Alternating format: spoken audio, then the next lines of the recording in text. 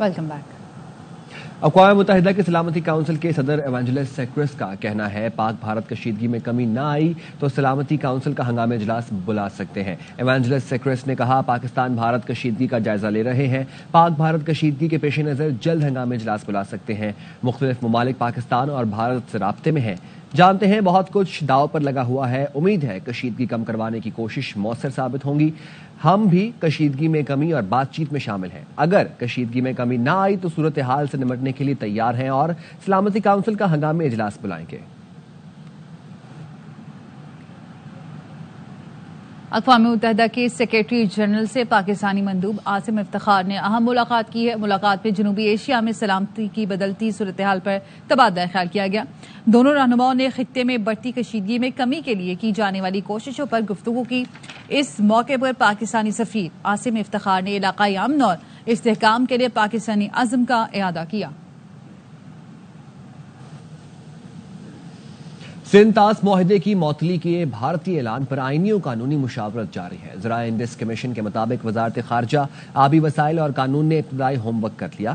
بھارت کو چند روز میں باقاعدہ سفارتی ذرائع سے نوٹس دینے کا فیصلہ کیا ہے۔ نوٹس میں معاہدہ معطلی کی ٹھوس وجوہات مانگی جائیں گی۔ پاکستان عالمی فورمز پر بھرپور احتجاج ریکارڈ کروانے پر بھی غور کر رہا ہے۔ اقدام کا مقصد پاکستان کے موقف کو قانونی اور اخلاقی جواز دینا ہے۔ بھارت کی آبی جارحیت کو مؤثر انداز میں دنیا کے سامنے لایا جائے گا۔ پاکستان کو قانونی سبقت ہے، امید ہے بھارت کو جلد نظر ثانی کرنا پڑے گی۔ حکومت و کابینہ کی منظوری کے بعد تمام اقدامات کیے جائیں گے۔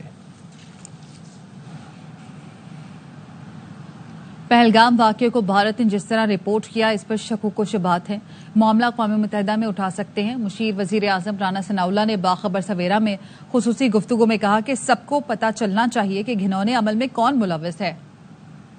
اگر انڈیا اس کی مشترکہ انویسٹیگیشن میں انٹرسٹڈ ہے تو ہم اس کے لیے بھی تیار ہیں، غیر ملکی یا تھرڈ پارٹی انکوائری کریں تو اس کے لیے بھی تیار ہے۔ جس طرح سے اس کو رپورٹ کیا گیا، ساری چیزیں جو ہیں وہ بڑی وہ شیکی ہیں، اور اگر ہندوستان اس پہ نہیں آتا تو پھر یہ ہو سکتا ہے کہ پھر ہم اقوام متحدہ کے پلیٹ فارم کے اوپر اس مسئلے کو اٹھائیں۔ پاکستان کی طرف سے کوئی انیشیٹو یا کوئی ایکشن یا کوئی حملہ جو ہے وہ قطعی طور پر وہ نہیں ہوگا۔ انڈیا کو بھی وارن کیا ہے، اگر ان کی طرف سے کوئی حرکت ہوئی تو پاکستان اس کے برابر ضرور جواب دے گا۔ جیسا ٹارگٹ وہ چنیں گے ایسا ہی ٹارگٹ جو ہے وہ چنا جائے گا۔ اس میں کوئی شبہ نہیں ہونا چاہیے کہ پاکستان ریٹیلیٹ نہیں کرے گا۔ آگے چل کے کوئی صورتحال بنتی ہے کہ آل پارٹیز کانفرنس بلانے کی ضرورت محسوس ہوتی ہے تو بالکل اس کے اوپر ابتدائی کام تو ہو رہا ہے۔ پرائم منسٹر صاحب سبھی لوگوں سے ایک ایک کر کے رابطے کر رہے ہیں۔ ترجمان دفتر خارجہ کا کہنا ہے بھارت کی جانب سے ویزا منسوخی سے سنگین انسانی مسائل جنم لے رہے ہیں۔ کئی پاکستانی مریض علاج مکمل کیے بغیر واپس آنے پر مجبور ہوئے۔ خاندانوں کے بچھڑنے اور بچوں کے والدین سے جدا ہونے کی اطلاعات ہیں۔ واگا اٹاری بارڈر سے واپسی کی آخری تاریخ 30 اپریل 2025 تھی۔ میڈیا رپورٹس کے ذریعے اٹاری میں پھنسے پاکستانی شہریوں کا علم ہے۔ بھارت پھنسے پاکستانیوں کو جانے کی اجازت دیں، ہم تیار ہیں۔ واگا بارڈر آئندہ بھی پاکستانی شہریوں کے لیے کھلا رہے گا۔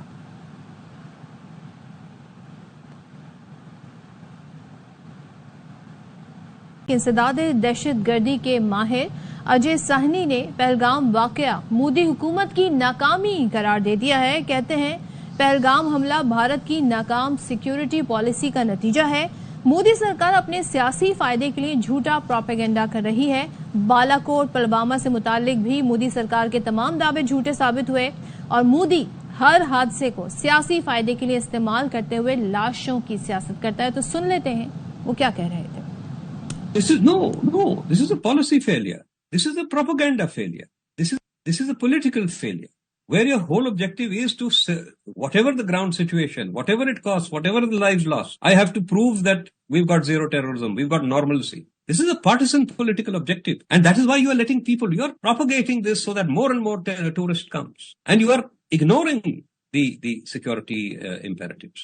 Unfortunately, there is this constant pressure to sort of feed a particular electoral constituency, and so this nonsense is spoken, and it exposes the government to shall we say the accusation of failure. We see no real evidence of dramatic impact as far as the cross border the surgical strikes are concerned. Very little evidence of the actual damage done by these surgical strikes across the border. And as you say, while surgical strikes in this case were publicized for their own partisan political objectives, it is not the case that surgical strikes hadn't occurred earlier. And if there is a succession of surgical strikes that occurred, and here was one that was publicized, the earlier succession had not deterred Pakistan. Why would this now come to Balakot? Now it is, I think, widely contested that they actually hit the target. And we have seen no evidence that they actually hit the target. The next day they come and they knock down one of our planes. They capture our pilot. The plane falls into their territory. We claim, of course, that we also shot down one of their planes. But I've seen no evidence of that. So why would they be deterred by why has this great myth come across? And the problem with this government is that they want to cash in terms of partisan political gain on everything that happens. If they are dead bodies, I want to be seen with them. I want to be seen with the coffins draped in the Indian flag. If there is a operation, minor or major, I want to be seen as its architect. They have trapped themselves in a situation where being seen to have done something is more important than having done something effective. I have no solution for that. This is their failure. This is their... Pak Bharat कशीदगी में चीन ने पाकिस्तान की हिमायत का ऐलान कर दिया। वज़ीर आज़म शहबाज शरीफ से चीनी सफ़ीर जियांग ज़ाई डोंग ने मुलाकात की। खत्ते की मौजूदा सूरत हाल पर तफसील तबादला ख्याल किया गया। वज़ीर आज़म ने भारत इक़दामात पर पाकिस्तान के उसूली मौक़िफ़ को समझने पर चीन का शुक्रिया अदा किया।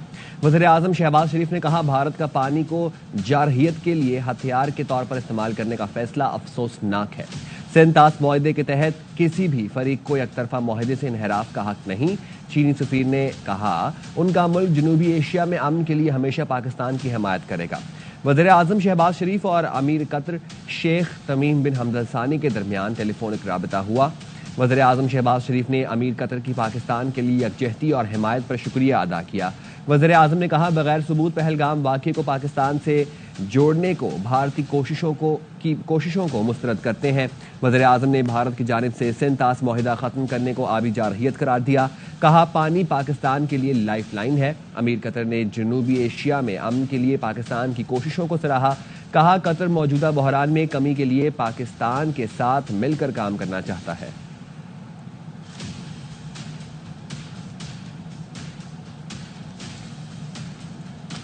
सदर आसिफ अली जरदारी और वज़ीर आज़म शहबाज शरीफ की ऐवान सदर में अहम मुलाकात। भारत के जारहाना रवैये और इश्तियाल अंगेज़ बयानात पर गहरी तशवीश का इजहार। मुल्की इलाकाई सालमियत और खुद मुख्तारी का तहफ़्फ़ुज़ हर कीमत पर यकीनी बनाने के आज़म का इजहार। इलामिया में बताया गया, दोनों रहनुमाओं ने इस बात पर इत्तफ़ाक़ किया, भारतीय रवैये से इलाकाई अमन और इस्तेहकाम को ख़तरा है। पाकिस्तान इलाकाई सालमियत और खुद मुख्तारी पर कभी समझौता नहीं करेगा। पाकिस्तान किसी भी किस्म की जारहियत का मुंह तोड़ जवाब देगा। मुलाकात में मुमकिना भारतीय जारहियत पर पाकिस्तान के रद्द अमल का जायजा लिया गया। सदर जरदारी ने कहा, पाकिस्तान हर कीमत पर अपनी खुद मुख्तारी, इलाकाई सालमियत और अहम कौमी मुफादात के तहफ़्फ़ुज़ के लिए तमाम ज़रूरी इक़दाम करेगा। अफ़वाज पाकिस्तान किसी भी जारहियत का मुंह तोड़ जवाब देने की सलाहियत रखती हैं। पाकिस्तानी कौम मुत्तहिद है, अपनी मुसल्लह अफ़वाज के साथ खड़ी है। लंदन में भारतीय हाई कमीशन के बाहर सिखों का एहतजाज। खालिस्तान तहरीक के परचम थामे मुजाहिरीन के मोदी सरकार के खिलाफ नारे। फिजा लेकर रहेंगे खालिस्तान के नारों से गूंज उठी। मुजाहिरीन का कहना था, हमारी पाकिस्तान से कोई लड़ाई नहीं, सिख फौजी पाकिस्तान के खिलाफ ना लड़ें। सिखों के मुजाहरे में पाकिस्तानी कम्युनिटी ने भी शिरकत की।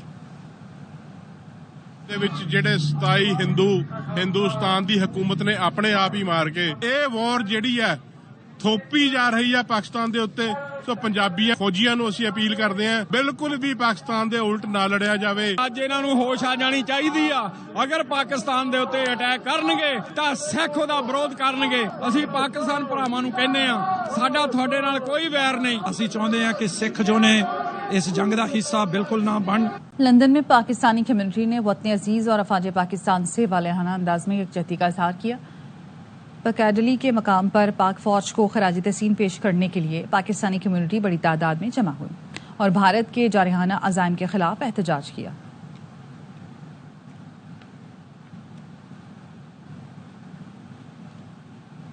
مثال ایگزامپل بھی سامنے آئی ہے. پہلگام فالس فلیگ آپریشن کے بعد بھارت میں مسلمانوں کی زندگی اجیرن ہو گئی ہے. اجیرن کس طریقے سے ہو گئی ہے کہ مسلمانوں کے گھروں پر حملے ہو رہے ہیں اور اس کے بعد مسلمانوں پر معاشی دروازے بھی بند کیے جا رہے ہیں. بھارتی انتہا پسندوں نے مسلمانوں کو 2 دن میں اپنی دکانیں خالی کرنے کا الٹیمیٹم دے دیا ہے. بھارتی پولیس کی نگرانی میں انتہا پسند ہندوؤں نے ریلی بھی نکالی. کوئی بھی باہری مسلمان کام کرتا ہے ترنت ان کو اپنے دکانوں سے نکال دے. صرف 2 دن کا سمے. اگر اس کے بعد کسی دکاندار نے کسی مسلمان کو اپنی دکان پہ رکھا اس کو قوم کا غدار گھوشت کریں گے. یہ بات آپ سوچ لینا. کیوں قوم؟ واشنگٹن میں بھارتی سفارتخانے کے سامنے آج احتجاجی مظاہرے کی کال دی گئی ہے. فرینڈز آف کشمیر کی چیئرپرسن غزالہ حبیب کہتی ہیں احتجاج کا مقصد دنیا کو مودی سرکار کے پہلگام فالس فلیگ آپریشن سے آگاہ کرنا ہے. آج دوپہر 3 بجے کشمیری سکھ کمیونٹی اور سول سوسائٹی احتجاج کرے گی. کشمیر امریکہ میں موجود پاکستانی ڈائسپورا اور سکھ فار جسٹس کے ہمارے سکھ بہن بھائی جمعۃ المبارک کو دوپہر 3 بجے اپنا احتجاج مل کر مشترکہ طور پر ریکارڈ کرانے کے لیے انڈین ایمبیسی واشنگٹن کے سامنے جمع ہو رہے ہیں تاکہ ہم دنیا کو یہ بتا سکیں کہ انڈیا کس طرح سے فالس فلیگ آپریشنز کریٹ کر کے اس کا مدعا کشمیریوں پہ ڈال رہا ہے, اس کا الزام پاکستان اور پاکستانیوں پہ لگا رہا ہے, اور ہم دنیا کو یہ بتا سکیں کہ بھارت بذات خود ایک دہشت گرد ملک ہے اور مودی جمہوریت کے نام پہ, ڈیموکریسی کے نام پہ ایک دھبا ہے, اور کس طرح سے کشمیر میں انسانی حقوق کی خلاف ورزیاں ہو رہی ہیں, کس طرح سے ہمارے سکھ بہن بھائیوں کو خالصتان بنانے کی جو موومنٹ ہے اس سے روکا جا رہا ہے, ان کے قتل کیے جا رہے ہیں. لاہور میں صبح کا آغاز خوشگوار موسم سے ہوا. رات سے تیز آندھی کے ساتھ گرج چمک کے ساتھ بارش کا سلسلہ جاری ہے. محکمہ موسمیات کا موسم کے حوالے سے مزید کیا کہنا ہے بتا رہے ہیں ہمارے نمائندے خواجہ رمضان مجید.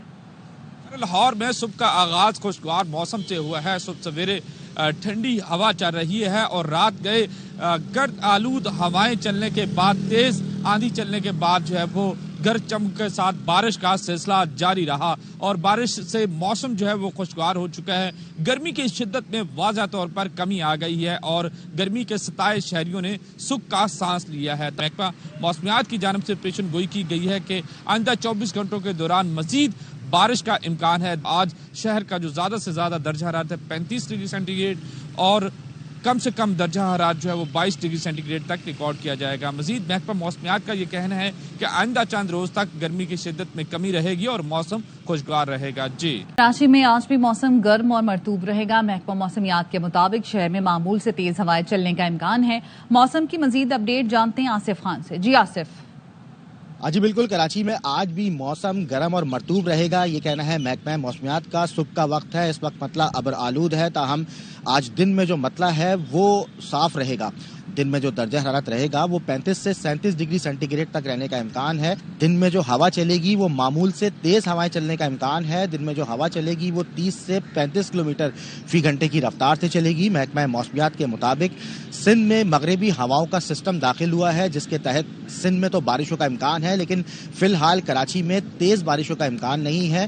آج دن میں معمول سے تیز ہوائیں چلیں گی, جبکہ شام میں گڈاپ اور شہر کے جو مختلف علاقے ہیں وہاں پر ہلکی بوندا باندی کے امکانات ہیں. لاہور اور گردنواں میں تیز آندھی کے بعد بارش کا سلسلہ وقفے سے جاری ہے. محکمہ موسمیات نے فیصل آباد, سرگودا, اٹک, قصور, اوکاڑا اور سیالکوٹ میں بارش کی پیش گوئی کی ہے. راولپنڈی, اسلام آباد, کشمیر اور گلگت بلتستان میں بھی بادل برسیں گے. پشاور, کوہاٹ, بنو, مردان, شوب, موسا خیل, بارکھان, خزدار میں بھی گرج چمک کے ساتھ بارش متوقع ہے. کراچی میں موسم گرم و مرطوب رہے گا. پاکستان کے صف اول کے میڈیا ادارے ARY نیٹ ورک نے پاکستان کی ٹیکنالوجی انٹرپرینور کمیونٹی پاک لانچ کے 7 مفاہمتی یادداشت پر دستخط کر دیے, جس کا مقصد پاکستان کے تیزی سے ترقی کرتے ہوئے ٹیکنالوجی کے منظرنامے میں جدت, کاروبار اور سرمایہ کاری کو فروغ دینا ہے.